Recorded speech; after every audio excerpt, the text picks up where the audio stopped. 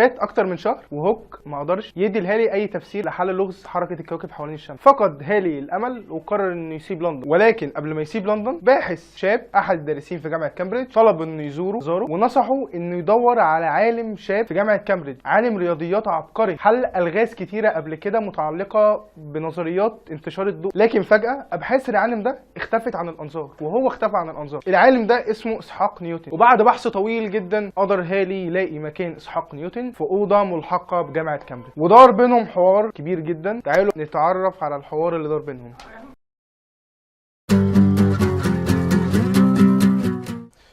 سير اسحاق، انا سمعت عن عبقريه حضرتك في الرياضيات وسمعت برضو عن مشكلتك مع السير روبرت هوك. لو سمحت استاذ هالي، لو حضرتك جاي تكلمني في الموضوع ده يؤسفني اقول لك انه انتهى خلاص. انا افضل اني اموت وابحاثي تدفن معايا على ان الراجل ده يسرق مني اختراع او حتى ورقه بحث تانية.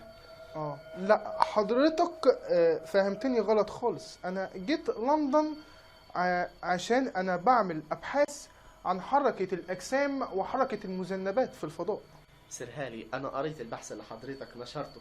يؤسفني اقول لك ان البحث ده بالنسبه لي قديم جدا.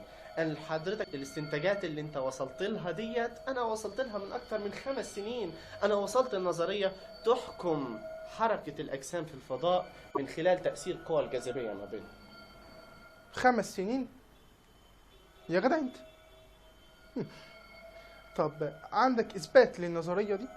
طبعا عندي اثبات للنظريه ديت، بس انا لا يمكن ابدا الاثبات ده يطلع بره مكتبي يا استاذ هالي. انا مش هنسى ابدا الاستاذ هوك عمله معايا من 7 سنين.